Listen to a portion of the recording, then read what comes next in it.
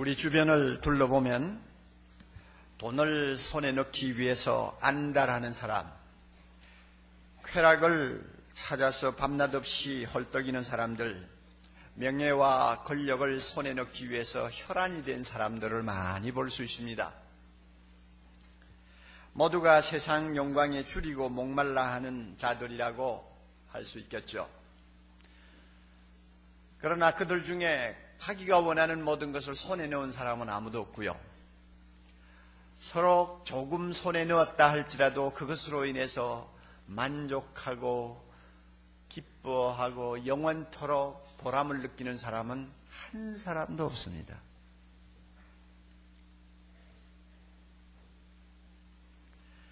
히랍 신화에 탄타루스 왕 이야기가 나옵니다. 기독교하고는 전혀 관계가 없는 신화입니다만은 그러나 한두 가지의 그 아주 값진 진리를 담고 있습니다. 탄타루스 왕이 먹으면 늙지 않고 먹으면 죽지 않는다고 하는 음식을 제우스 신의 음식을 훔쳐 먹었어요. 그 죄로 그는 평생 배고프고 평생 목마르는 고통을 당해야 하는 벌을 받게 됐습니다. 그가 물이 마시고 싶어서 앞에 있는 물잔에 손을 내밀면 물잔이 뒤로 쓱 가버리는 거예요. 그가 너무 배가 고파서 앞에 있는 나무에 열린 과실을 따먹겠다고 손을 내밀면 그 나무 과실이 하늘로 쭉 올라가 버리는 거예요. 눈으로 보고 마시고 싶고 먹고 싶은 것을 하나도 입에 넣을 수가 없는 고통을 평생 그는 겪고 살아야 했습니다. 이 신화에서, 이 탄타루스 왕의 신화에서 영어 단어가 하나 생겼어요. 텐들라이징이라고 하는 단어가 하나 생겼는데 그게 뭐냐면 감질나는, 애간장을 태우는 하는 말입니다. 여러분 한번 생각해 보세요. 참 눈에 보이는데도 못 마셔, 못 먹어, 배는 고프고 목은 마르고 얼마나 안달하겠어요. 얼마나 감질이 나겠어요. 사람들이 밤낮 없이 추구하고 있는 이 세상 영광은 다 이런 것입니다. 내가 손에 넣을만 하면 손에서 빠져나가요. 내가 좀 얻었다 싶으면 그것은 얻은 것이 아니요. 서로 내가 내 입에 꽝 깨물었다고 생각하고 내가 삼켰다고 생각하면 그것으로 인해서 갈증은 더 생기고 그것으로 인해서 배는 더 고파요. 그래서 나중에 미친 사람처럼 날뛰는 것입니다. 오늘 이 시간 우리는 예수님의 말씀을 참 특별히 주목해야 합니다. 예수님은 우리가 진정 배고파해야 하고 목말라 해야 할 것은 따로 있다고 선언하십니다. 그것은 의라고 말합니다. 의에 줄이고 목마른 자는 복이 있나니 저희가 배부를 것이요 저희가 해갈을 받을 것이요 하는 말입니다. 의에 줄이고 목마른 사람은 반드시 하나님이 주시는 영원한 만족, 영원한 평안, 영원한 충족감을 맛보는 사람이 된다는 것입니다. 그러므로 먹어도 배고프고 마셔도 목마르기만 한 것에 매달리지 말고 의에 줄이고 목마른 사람이 되라. 이것이 진정한 행복의 길이요, 이것이 하나님처럼 거룩하고 아름다운 사람으로서 이 세상을 사는 지혜로운 길이라고 주님께서 가르쳐 주십니다. 그러나 솔직하게 이야기합시다. 의에 줄이고 목마른 자는 복이 있나니 저희가 배부를 것이요. 그 말씀이 우리의 마음에 실감나게 와서 닿습니까? 아마 몇 분 안 될 거예요. 모두는 남의 이야기처럼 들릴 것입니다. 아마 틀림없을 거예요. 세상 사람은 말할 것도 없고 성경을 날마다 손에 들고 읽고 하는 우리까지도 이 말씀 참 진리인 것 같은데 그러면서도 와서 닿는 게 별로 없어요. 더욱이 예수님이 말씀하시는 이 목마름, 배고픔이라는 단어가 원래 어떤 의미를 담고 있는가를 우리가 좀 깊이 찾아보면 더 거리감을 느낄 것입니다. 여기에서 배고프다 하는 말, 페이논테스라고 하는 이 헬라어 말은요, 우리가 좀 배가 고파가지고 아이고 뭘 좀 먹을 게 없나 하고 냉장고에 문을 열어보고 먹을 것 찾을 때 느끼는 시장기가 아니에요. 이 말은 먹을 것 찾아서 생명 걸고 두만강 물을 헤엄쳐 건너는 북한 사람들이 체험하는 배고픔입니다. 주님이 말씀하시는 목마름, 딕손테스라고 하는 이 헬라어 말은요, 아이고 뭐 좀 마셨으면 좋겠네, 차 한 잔 주세요 할 때 우리가 느끼는 그런 약간의 목마름이 아니에요. 이스라엘 백성이 애굽 노예에서 벗어나서 광야로 들어왔지 않습니까? 며칠 여행을 한 다음에 르비딤이라고 하는 곳에 도착을 했는데 하루 종일 물 한 방울 마시지 못하고 거기까지 왔어요. 거기에는 분명히 오아시스가 있을 것이고 시원한 생수가 기다릴 줄 알고 찾아왔는데 해는 니언니언 넘어가고 이제는 더 여행도 할 수 없어요. 그런데 아무리 찾아봐도 마실 물이 없어요. 백성들이 정신을 잃어버렸어요. 이성을 잃어버렸어요. 그래가지고 모세 앞에서 난동을 부리는 장면을 우리는 성경을 보는데요, 이렇게 너무너무 목이 마르고 막 혀가 입천장에 달아붙는 고통을 겪으면서 난동 부리는 이스라엘 백성들이 체험하는 목마름이 바로 예수님께서 말씀하시는 딕손테이스라고 하는 말입니다.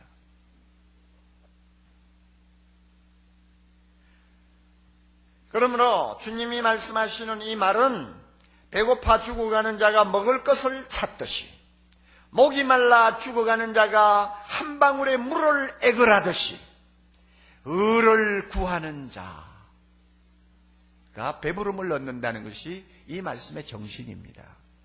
그렇게 보면 참 이거 내하고 거리가 좀 멀다 하는 생각이 안 들어요? 왜냐, 우리는 실제로 그 정도로 의에 줄이고 목마른 사람이라고 말하기에는 양심적으로 좀 문제가 있거든. 내가 그런 사람입니다 하는 사람 손 한번 들어보세요. 없을 거예요. 옥 목사도 손 못 들어요. 실감이 별로 안 나요. 이런 양심에 좀 아픔이라고 할까요? 아니면 양심에 약간 가책이라고 할까요? 하는 것을 느끼면서 이 본문을 보시고 묵상하셔야 됩니다. 그래야 성령께서 겸손한 우리 마음에 오셔서 진리를 깨닫게 하십니다. 우리 마음을 열어서 이 말씀의 뜻이 이것이구나, 나도 이 말씀대로 살 수 있구나 하는 소망을 갖게 합니다. 그렇지 않고 거드름을 피우면서 그 말이겠지 하고 앉아있으면요, 여러분의 시간 성령께서 여러분과 만나시지 않으시는 것을 꼭 기억하시기 바랍니다. 자, 죽어가는 자가, 배가 고파 죽어가는 자가 먹을 것을 찾듯이, 목이 말라 죽어가는 자가 한 방울의 물을 애걸하듯이 의를 구하는 것, 이 자가 복이 있다고 하셨다면 그러면 의가 무엇입니까? 예수님이 말씀하신 의가 무엇인가? 이것을 우리는 꼭 밝혀야 됩니다. 성경에서 말씀하시는 의는 일반적으로 이렇게 정의할 수가 있습니다. 우리의 삶의 전 영역에서 하나님의 뜻에 일치하게 행하는 것입니다. 다시요. 의가 뭐냐? 우리의 삶 전체에서 하나님의 뜻에 일치하고 그 표준에 맞게 사는 것, 그 표준에 맞게 행동하는 것, 이것을 일컬어서 성경에서는 의라고 말을 합니다. 그러면 하나님의 뜻에 일치하는 삶을 의라고 한다면 하나님의 뜻이 무엇인지를 우리가 분명히 알아야 하는 것이 중요합니다. 하나님의 뜻을 우리는 어떻게 알 수 있을까요? 세상에 오셔서 우리에게 말씀하시고 우리에게 살아계신 하나님을 보여주신 예수 그리스도를 배움으로써 하나님의 뜻을 우리는 발견할 수 있고 깨달을 수가 있습니다. 예수님께서 한때 이렇게 말씀하셨습니다. 요한복음 7장 16절에 예수께서 가라사대 내 교훈은 내 것이 아니요 나를 보내신 이의 것이니라. 다시 말하면 주님이 하시는 모든 말씀은 자기 말씀을 하시는 것이 아니고 자기를 세상에 보내서 세상을 구원하라고 하신 하나님의 말씀을 다 전하는 것이라고 했습니다. 그러니까 예수님의 말씀 안에는 하나님의 뜻이 숨어 있는 거예요. 예수님의 말씀을 잘 듣고 배우면 하나님의 뜻을 깨닫게 되는 것입니다. 그러므로 성경 말씀을 가지고 주님의 말씀을 날마다 읽으며 묵상하는 사람은 하나님의 뜻이 무엇인지를 몰라가지고 헤매는 법이 없습니다. 왜 우리가 예수 믿어야 하는지, 왜 우리가 회개해야 하는지, 우리가 왜 세상을 사랑하지 말아야 하는지, 우리가 왜 하나님과 이웃만을 사랑해야 하는지, 우리가 왜 거룩하게 살아야 하는지, 우리가 왜 십자가를 지고 때로는 좁고 험한 길을 걸어가야 하는지, 우리가 왜 때로는 이 세상 사람들이 그렇게 추구하는 좋은 것들을 포기해야 하는지, 왜 우리가 보이지도 않는 하나님의 나라를 위해서 나의 생명과 나의 가진 것, 나의 젊음을 때로는 주의 제단에 올려놓고 헌신하는 산재물이 되어야 하는지, 그 모든 것을 주님의 말씀을 통해서 다 듣습니다. 그게 뭐냐면 하나님의 뜻이거든요.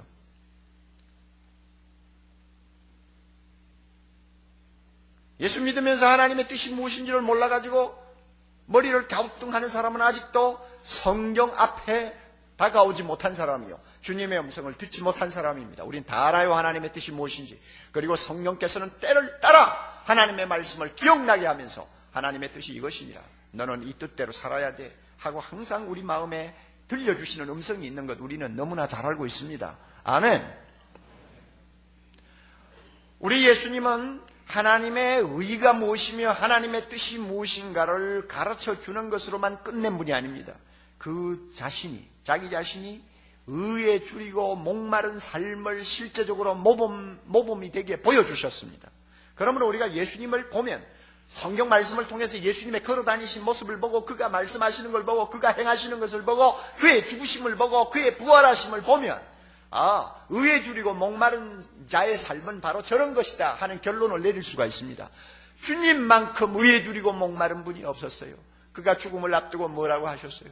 아버지여, 내 뜻대로 마옵시고 아버지의 원대로 하옵소서. 주님은 여기에 생명을 걸었습니다. 아버지의 원대로 하는데 자기 생명 걸었어요. 그래서 십자가에 죽었고, 그래서 사흘 만에 살아났고, 그래서 오늘 우리를 하나님 앞으로 인도하시는 세상의 구주가 되신 것입니다. 예수님이 바로 그런 분이에요. 그렇게 사셨어요.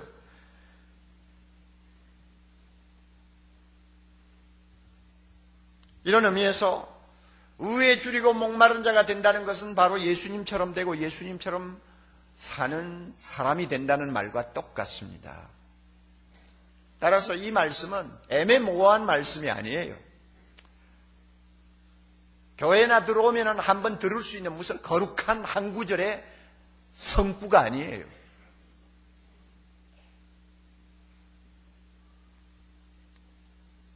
진리의 영이신 성령께서 이 시간 우리 가운데 오셔서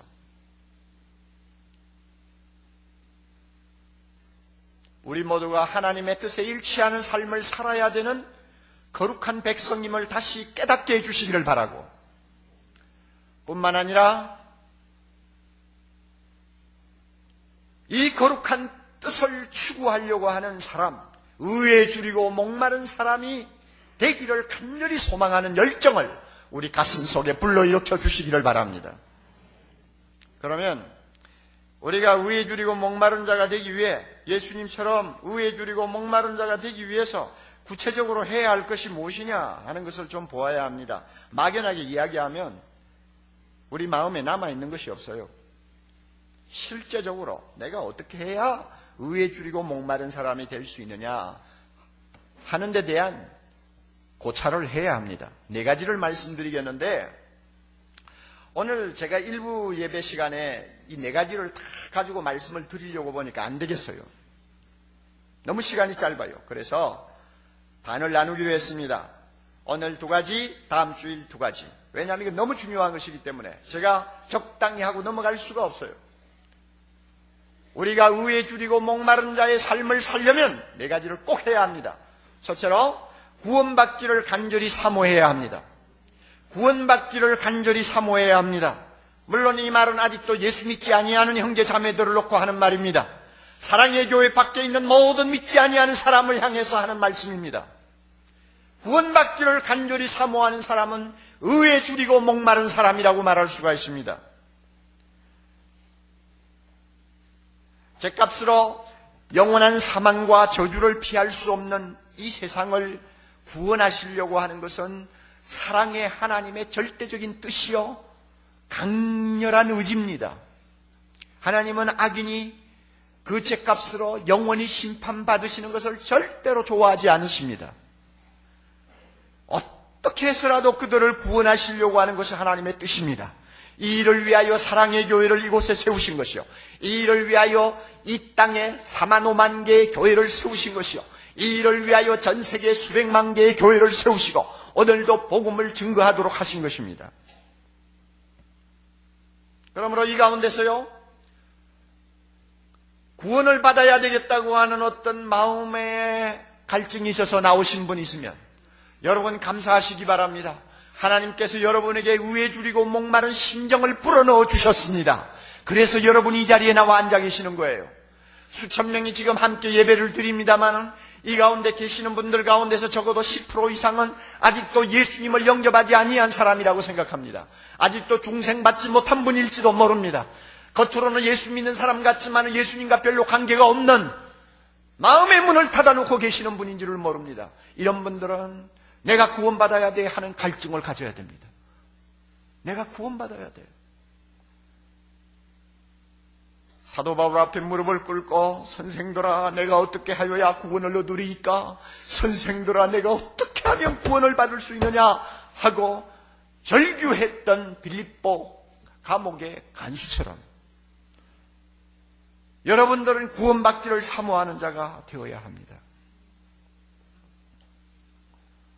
여러분 천하에 있는 모든 것을 다 손에 넣었다 할지라도 구원을 받지 못한다면 그는 완전한 실패자입니다. 이 사실을 깨닫는 사람이 얼마나 될까요? 전해지는 말을 들으면 이것이 어느 정도 거짓말인지 참말인지는 확인할 수가 없습니다만 천하를 호령하던 알렉산더 대왕이 갑자기 31세인가 죽었잖아요. 그를 장례할 때에 관양 쪽에다가 구멍을 뚫어놓고 빈 손을 밖으로 내놓았다고 합니다. 어느 정도 거짓말인지 참말인지 모르겠어요. 빈 손을 내놨어요. 그래서 관을 운구할 때 빈 손이 두 손이 덜거덕 한 거예요. 왜 그랬느냐? 천하를 호령하고 천하를 손에 넣은 알렉산더도 죽으니까 빈손으로 간다.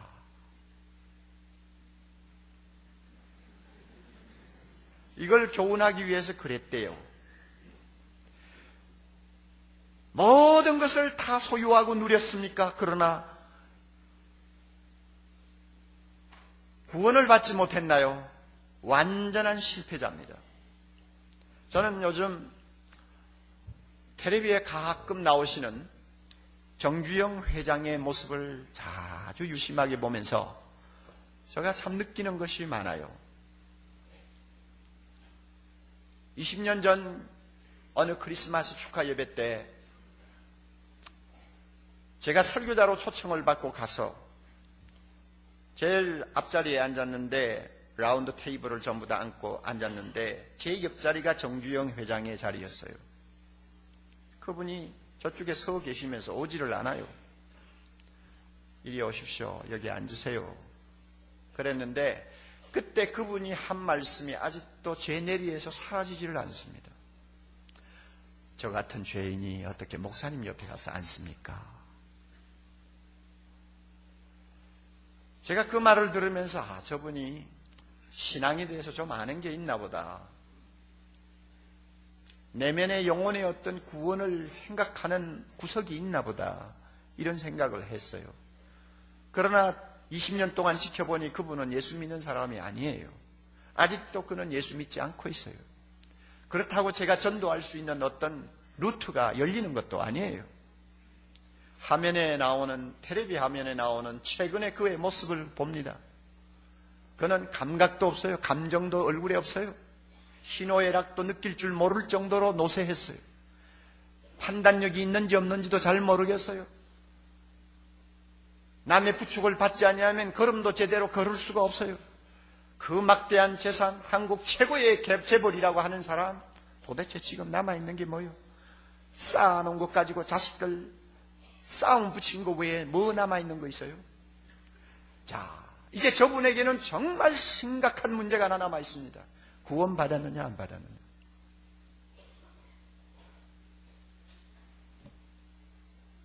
자기의 것을 가지고 주님 앞에 갈 수 있는 것이 하나도 없습니다. 뭘 들고 갑니까? 뭘 들고 가서 하나님 앞에 내놓을 것입니까?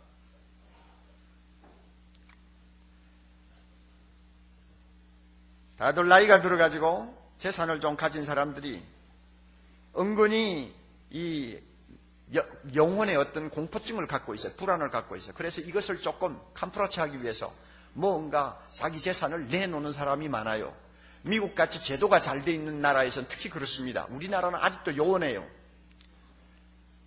미국은 자식들에게 재산 가지고 유산 잘 안 줍니다. 주어봐야 뭐 세금 많이 나가고 애들 못 쓰게 만들고 하니까 상식 있는 사람이 아무리 막대한 재산을 쌓아놔도 유산으로 그냥 넘겨주고 눈 감지를 안 씁니다. 그러니까 그것을 웅켜쥐고 있으면 뭐합니까? 그러니 자연히 사회의 어떤 기관에다가 기증하는 것이죠.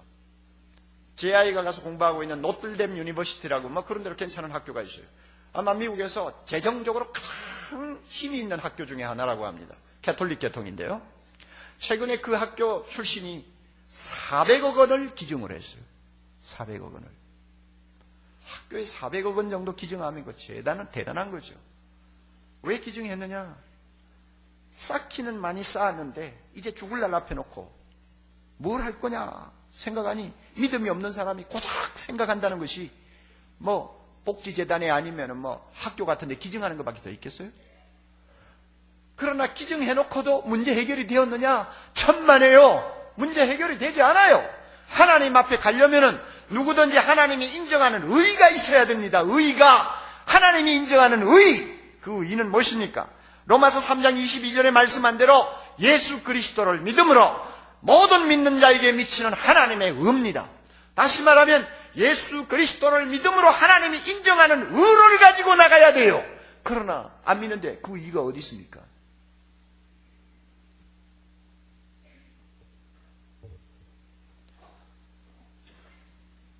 사랑하는 형제자매 여러분 가운데 아직도 예수를 믿지 아니하는 분들이 계시면 이 시간 예수님 앞으로 빈손 들고 나오시기를 바랍니다. 아무것도 다른 거 필요 없어요. 빈손 들고 나오세요. 손에 무엇이라도 하나가 있으면 그것은 여러분이 구원받는데 너무나 치명적인 장애가 됩니다. 명예든 부든 뭐 여러분이 갖고 있는 권력이든 아무 소용없어요. 다 비우고 빈손 들고 주님 앞에 나와서 예수님의 옷자락을 믿음으로 붙드시기를 바랍니다. 이런 마음을 여러분이 갖고 계시면 여러분이야말로 의에 줄이고 목마른 아름다운 사람이라고 말할 수 있습니다. 이런 사람들에게는 영원히 목마르지 아니하고 배고프지 아니하는 은혜를 하나님이 주십니다. 요한복음 4장 14절 내가 주는 물을 먹는 자는 영원히 목마르지 아니하리니 나의 주는 물은 그 속에서 영원토록 영생하도록 솟아나는 무엇이 되리라? 생수가 되리라. 지난 주일날 세례 간증을 네 분이 했는데요. 여러분이 테이블 들으면 다 은혜 받을 수 있습니다. 그 가운데 김순복이라는 자매가 간증을 한 거 제가 좀 인상 깊게 들었어요. 어린 시절 부모를 잃어버렸습니다. 절간을 나가가지고 어떤 아주머니를 만나게 됐는데 그 아주머니와 인연이 되어가지고 그 아주머니 아들과 결혼을 했습니다. 조금 행복하게 사는가 했더니 아들 하나를 낳아놓고 젊은 나이에 남편이 죽었어요. 이렇게 험한 인생의 파고에 지쳐서 있을 때 그가 사랑의 교회로 인도를 받았나 봐요. 이제 그의 믿음은 너무나 아름답게 자랐습니다. 예배 시간에 나와서 앉을 때마다 자기가 지금까지 헛되이 살았다 하는 마음의 후회를 많이 하고 있다고 고백했습니다. 그리고 그는 이렇게 간증을 끝맺고 있습니다. 이렇게 좋은 예수를 왜 이제야 믿게 되었는지, 그리고 이렇게 행복한 예수를 왜 사람들은 안 믿는지 안타까운 마음이 차오르기 시작했습니다. 와, 멋진 말이에요. 그 사람의 마음에 무엇이 솟고 있습니까? 생수가 솟고 있는 것이죠. 예수 믿으세요. 썬데이 크리스찬으로 드나든다 하는 마음의 어떤 가책을 갖고 계시는 분, 지금부터 예수 믿으시기 바랍니다. 여러분은 이 자리에 나와 앉아있다는 자체도 큰 복이에요. 왜냐하면 의에 줄이고 목마른 어떤 갈증이 있기 때문에 나오신 거 아니에요. 그러므로 더 이상 머뭇거리지 말고 빈손 들고 앞으로 나오세요. 그리고 예수님 믿으시고 예수님이 주시는 배부름, 예수님이 주시는 해가를 여러분이 체험할 수 있기를 바랍니다. 둘째로 은혜를 간절히 사모해야 의에 줄이고 목마른 사람이라고 할 수가 있습니다. 여러분, 신앙생활이라는 게 뭡니까? 교회를 왔다 갔다 하는 것입니까? 아니면 밥 먹을 때 머리 숙이고 기도하는 것이고 집에 가면 성경 가끔 읽는 것이고 누가 물으면 종교란에 기독교라고 쓰는 것입니까? 이게 신앙생활입니까? 아니에요. 신앙생활이 뭐냐? 저는 항상 갈라디아 2장 20절을 생각합니다. 나를 사랑하사 나를 위하여 자기 몸을 버리신 하나님의 아들을 믿는 믿음 안에 사는 것이 신앙생활입니다. 하나님의 아들을 믿는 믿음 속에 푹 쌓여가지고 사는 것이 신앙생활입니다. 그분을 절대적으로 믿는 것입니다. 밤이고 낮이고 그분을 의지하고 그분의 이름을 부르며 그분을 믿고 그분을 따르는 것입니다. 이게 신앙생활입니다. 그렇다면 여러분, 내가 밤낮 없이 믿고 의지하는 그분이 누구요? 나를 사랑하사 나를 위하여 자기 몸을 버리신 하나님의 아들이래요. 와, 이것만큼 대단한 것 어디 있습니까? 이게 어디 보통 말입니까? 하나님의 아들이 나를 사랑하셨대요. 말만 가지고 사랑하신 것이 아니라 진짜 나를 위해서 필요하니까 자기 생명을 십자가에서 희생하셨대요. 여러분, 도대체 이 말이 이거 뭐 한두 마디 말 가지고 때울 수 있습니까? 예? 뭐 어디 1, 2년 뜨겁게 믿었다고 해서 해결될 문제입니까? 여러분, 이 예수님 깊이 생각해 보셨어요? 너 죽고 나 죽자 하고 너무 좋아가지고 결혼해서 30년을 산 아내도 나를 위해서 피 한 방울 흘려주지 않으려고 요즘도 눈을 살쭉하고 쳐다보는데 하나님의 아들이에요. 하나님의 아들. 거룩하신 하나님의 아들이에요. 하늘과 땅의 모든 권세를 가지신 창조주 하나님이에요. 그분이 나 같은 것을 위해서 너무 사랑해서 죽으셨대요. 여러분, 이분에 대해서 더 알고 싶은 갈증이 없으세요? 한 번 만나면 끝날 문제입니까? 한두 번 이야기 들었다고 다 알게 될까요? 우리는 구원은 받았습니다만 예수님을 완전히 안 것은 아니에요. 우리는 부분적으로 알고 있습니다. 부분적으로. 그 크신 하나님, 그 크신 예수님의 사랑을 우리가 무슨 재주로 다 안다고 말할 수 있어요? 그러므로 신앙생활이 뭐냐? 나를 사랑하사 나를 위하여 자기 몸을 버리신 예수님이라니 이건 정말 도무지 이해가 안 돼. 내가 뭔데 그분이 그렇게 사랑하셨냐? 도대체 나는 그분 좀 알고 싶어. 어떤 분인가? 나는 그분을 좀 만지고 싶어. 그분 얼굴 좀 가까이 가서 들여다보았으면 좋겠어.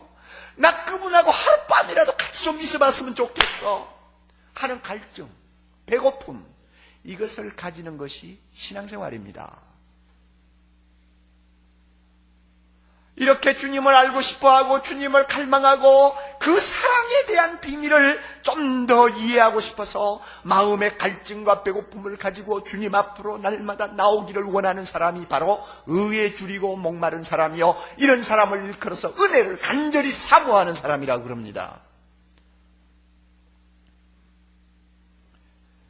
다윗도 시편 42편 1절 2절에서 이렇게 그의 갈증을 이야기했지 않습니까? 하나님이여 사슴이 시냇물을 찾기에 갈급함같이. 우리에게는 이거 별로 실감나는 말이 아니에요. 유대나라는 건기가 되면 비가 하나도 안 옵니다.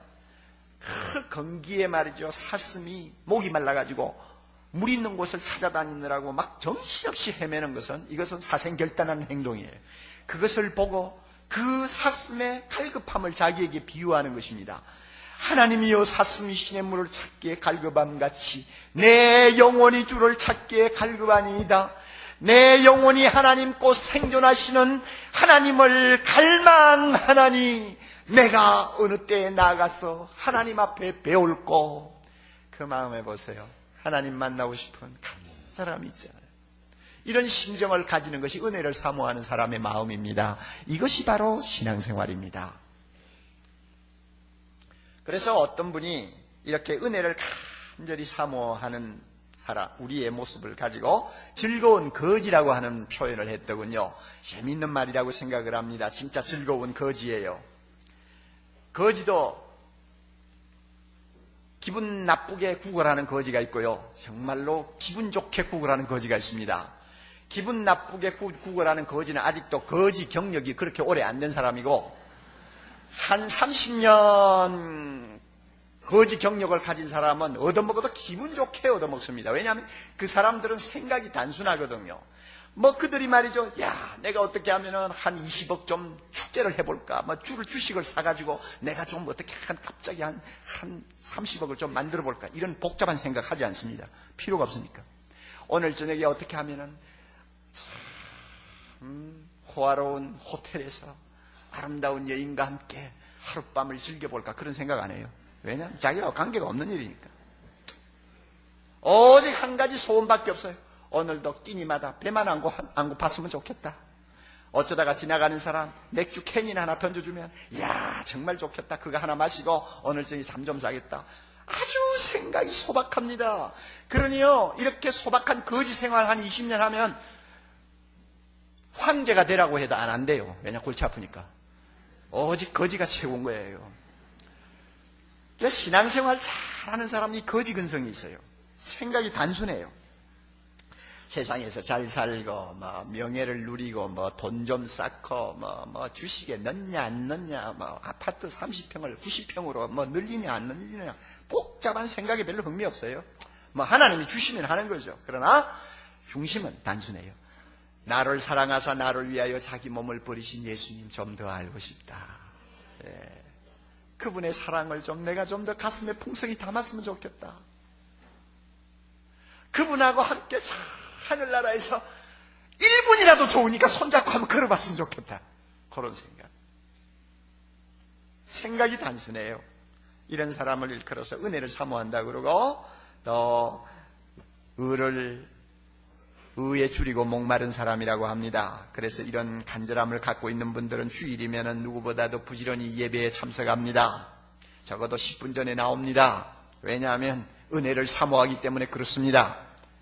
10분 정도 일찍 나오면 주차장이 없어 약간 돌아도 지각은 안 하거든요. 그리고 웬만하면 좀 앞자리에 앉아서 목사 얼굴을 뚫어지라 쳐다보면서 또 못생긴 얼굴 감상도 하면서 설교를 듣는다 그 말이에요. 그 은혜를 사모하니까 그래요. 그리고 집에 돌아가서 아무리 생활이 바빠도 하나님 말씀 펴놓고 나를 사랑하사 나를 위하여 자기 몸을 버리신 예수님이 직접 나에게 주시는 레마의 음성을 듣기를 원합니다. 어느 분이 그러대요. 사업하시는 분인데 아무리 사업에 쫓기고 바빠도 저녁에 뭐 보통 10시 11시 들어올 때가 다반사 아닙니까? 그럼에도 그는 들어와서 몸을 씻고 그 다음에 어느 정도 뭐 집안 식구들하고 할 이야기 딱 끝나고 나면 잠자리 들기 전에 성경 펴놓고 5장을 읽는데요. 그게 자기에게는 너무너무 중요하대요. 그 시간에 성경을 읽으면 하나님께서 자기에게 음성을 들려주신대요. 사업에 대해서도 아이디어를 주신대요. 자기 마음에 있는 여러 가지 문제에 대해서도 가끔 해답을 주신대요. 너무너무 소중한 거예요. 이 은혜를 사모하니까 이렇게 말씀을 펴고 밤중에 텔레비 볼 것도 많은데 안 보고 앉아 있는 거 아니에요. 그런데 그분 간증 들으니까 재밌더라고요. IMF 한참 터져가 어려울 때에 자기 사업도 굉장히 어려워졌는데 장인이 하루 부르더니 하는 말이 자네 인테리어 사업 좀 해봐 그러더래요. 무슨 말씀합니까? 지금 있는 사업도 지금 자금이 없어가 죽어나는데 나는 인테리어 인자도 모르는 사람이 무슨 인테리어 사업을 합니까? 그랬더니 장인어른이 아이 그래도 한번 해봐 그러더래요. 참 이상하다. 나이가 들어가 노망을 하나 생각을 하고는 집으로 돌아왔답니다. 돌아와 그날 저녁에도 씻고 성경을 펴놓고 앉아서 읽는데 그날따라 출애굽기 18장을 읽으니까 모세가 장인의 말을 듣고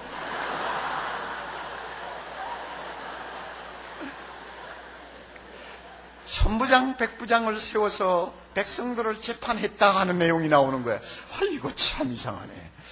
이거 하나님이 하나님이 인테리어 사업 하란가 보다. 그래가지고 그 다음날 회사 나갔더니 어디 연결이 돼가지고 지금 부도 직전에 있는 인테리어 회사를 하나 경영을 인수하게 됐다고 합니다. 그런데 그 회사가 지금 불티가 나거든요. 은혜를 사모하는 사람은 하나님의 말씀을 사모합니다. 그리고 은혜를 사모하는 사람은 쉬지 않고 기도합니다. 기도가 뭐냐? 저는 가끔 기도가 뭐냐 하고 생각할 때 이런 생각이 들어요.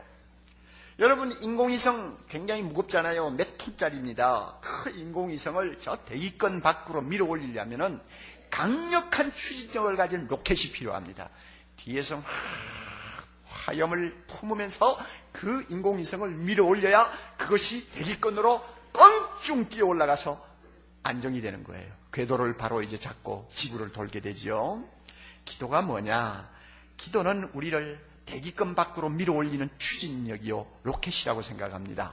우리는 육신에 갇혀가지고 우리 영혼이 참 이 육신이라고 하는 대기권을 벗어나기가 어려워요. 그렇잖아요. 그러나 우리가 기도하기 위해서 무릎 꿇으면요, 기도의 힘이 우리를 육신의 대기권을 벗어나서 은혜의 보좌 앞으로 올라가도록 우리 영을 밀어 올립니다. 그러므로 기도하는 시간은 우리가 세상에 있는 거 아니에요. 하나님 나라에 있는 거예요. 대기권 밖에 영의 세계에 있는 것입니다. 우리는 하나님 존전에 있는 것입니다. 육신 안에 갇혀있는 자가 아니라 육신 밖에서 영이신 예수 그리스도와 만나고 미래를 하는 시간이 바로 기도입니다. 기도를 해요. 기도의 맛을 아는 사람은 기도하고 나면 항상 얼굴이 밝아요. 왜 그런가 하면 목마른 자에게 주시는 주님의 생수가 있거든요.